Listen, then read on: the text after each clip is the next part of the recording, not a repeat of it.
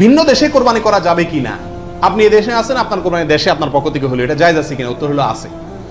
এটা কোনো কোনো ক্ষেত্রে উত্তম হয় যদি আপনার উদ্দেশ্য হয় এমন যে ওখানে আরো বেশি অভাবী মানুষ আছে, আমি তাদেরকে গোশত দেব। কিন্তু সবসময় এটা হওয়া উচিত না। প্রবাসীরা যেখানে আছেন সেখানেও কোরবানির কালচার চালু করা উচিত। আমার জানা মতে প্রবাসী যারা আছেন, লক্ষ লক্ষ প্রবাসী, সবাই কোরবানি দেওয়ার সামর্থ্য আছে। এদের 10% লোকও এখানে কোরবানি দেয় না, কারণ কোরবানি দিলে আমার গোশত খাবে কে? ধান্দা হলো গোশতের দিকে। এটা সব যদি মনে করে তাহলে তো যেখানে থাকি সেখানেই দেওয়া উচিত, এটা হলো মূল বিধান।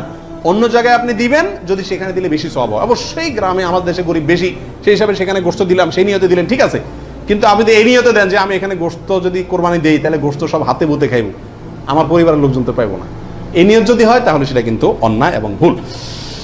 ভিন্ন দেশে কোরবানি করলে কোন সময়ের দিকে খেয়াল করে কোরবানি করবে? কথার কথা, আপনার কোরবানি দেশে হচ্ছে, তো এখানে যদি একদিন আগে পরে চাঁদ দেখা দেখি হয়, টাইম আগে পরে হয়, তাহলে কোন হিসাবে করবে? আপনার সময় না তাদের সময়? আপনার কোরবানি কিন্তু।